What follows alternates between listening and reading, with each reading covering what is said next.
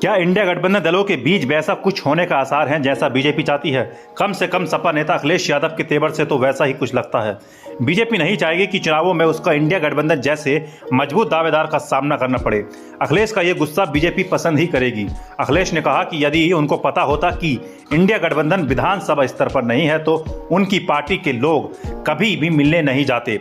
वहीं अखिलेश यादव की ये टिप्पणी तब आई है जब मध्य प्रदेश के समाजवादी पार्टी का कांग्रेस के 7 सीटों को लेकर कोई समझौता नहीं हो पाया।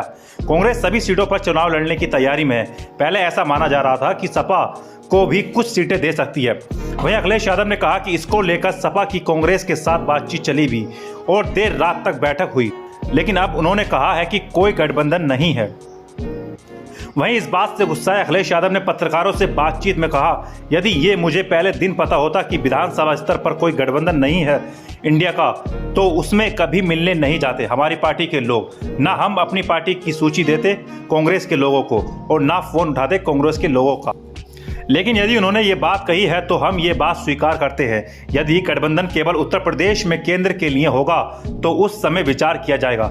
इसके साथ ही सपा नेता ने कांग्रेस को चेतावनी दे दी है कि उनके साथ भी कुछ ऐसा ही होने वाला है।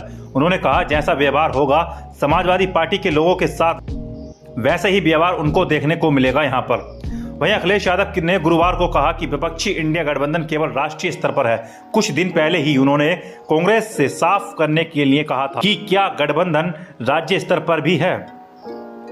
वहीं बता दें कि मध्य प्रदेश चुनाव के लिए सपा ने 31 उम्मीदवारों के नाम घोषित किए हैं। पार्टी के मध्य प्रदेश चुनाव प्रभारी व्यासजी गोंड ने कहा है कि वो सभी 230 सीटों पर उम्मीदवार उतारने की कोशिश करेंगे। सपा राष्ट्रीय पार्टी बनने के लिए उत्तर प्रदेश के बाहर विस्तार करने की कोशिश कर रही है।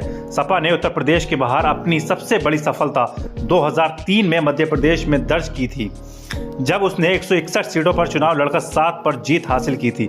2018 के विधानसभा चुनाव में उसने 52 सीटों पर चुनाव लड़ा और 1 सीट जीती। वहीं अखिलेश ने यह भी कहा कि अगर उन्हें पता होता कि प्रदेश स्तर पर गठबंधन नहीं होगा तो सपा प्रतिनिधि सीट बंटवारे की सूची लेकर कांग्रेस के पास नहीं जाते।